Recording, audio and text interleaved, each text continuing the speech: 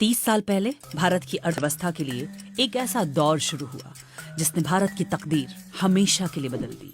Liberalisation यानी उदारीकरण के इस दौर से पहले भारत की इकोनॉमी बंद थी, यानी तब सरकार ही सब कुछ तय करती थी। मान लीजिए अगर एक कंपनी खड़ी करनी होती तो सरकार तय करती थी कि उसका उत्पादन कितना होगा, कितने लोग काम करेंगे और उसकी कीमत कितनी होगी।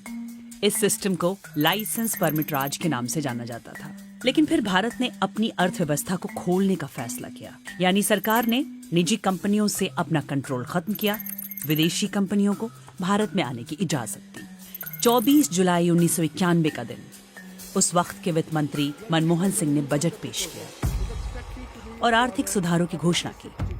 तब अपने बजट भाषण में उन्होंने कहा था कि धरती की कोई भी ताकत उस आइडिया को रोक नहीं सकती जिसका वक्त आ गया है। लेकिन ये समय आया क्यों और कैसे?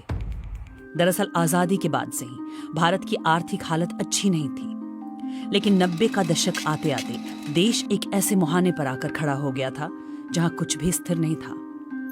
1988 में ही अंतर्राष्ट्रीय मुद्रा कोष ने प्रधानमंत्री राजीव गांधी से कहा था कि भारत आर्थिक संकट की तरफ तेजी से जा रहा है, जिससे बचने के लिए आप एक लोन ले लीजिए। राजीव गांधी भी सलाह से सहमत थे, लेकिन आम चुनाव नजदीक होने की वजह से उन्होंने इस पर ध्यान नहीं दिया।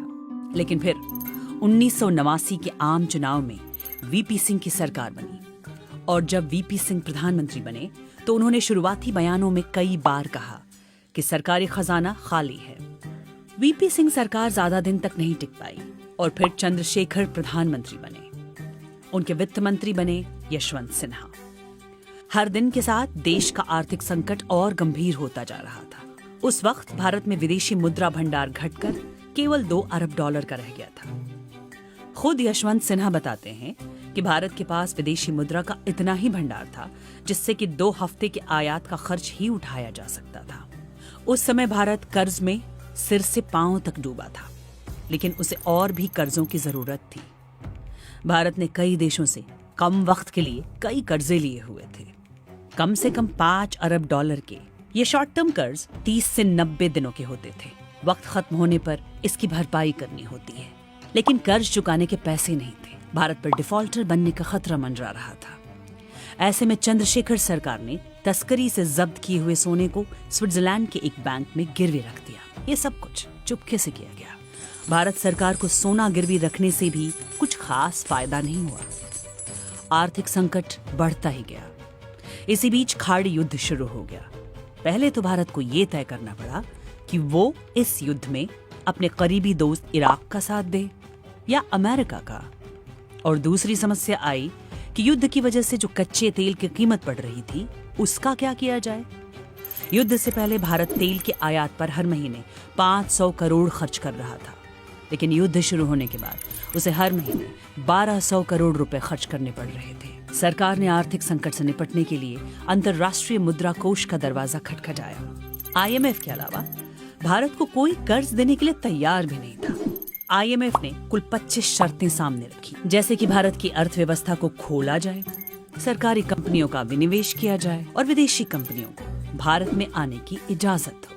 लेकिन इससे पहले कि ये शर्तें मानी जाती, चंद्रशेखर सरकार भी गिर गई। 1991 में आम चुनाव हुए। नरसिम्हा राव, जिन्हें राजीव गांधी ने चुनाव लड़ने के लिए टिकट नहीं दिया था, वो सियासत से आधे रिटायर हो चुके थे। लेकिन तकदीर को कुछ और ही मंजूर था। चुनावों के बीच में राजीव गांधी की हत्या हो गई। चुनाव में कांग्रेस को बहुमत नहीं मिला।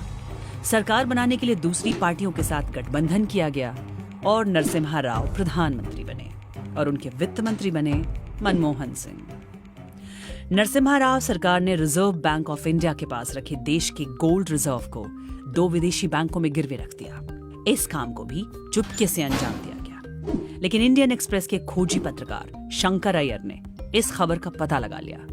उनकी रिपोर्ट के बाद लोगों को पहली बार अंदाजा हुआ कि देश का आर्थिक संकट कितना गंभीर है। इन्हीं हालातों के बीच वो मशहूर बजट पेश किया गया जिसने भारत की अर्थव्यवस्था के डूबते जहाज को किनारे लगाया।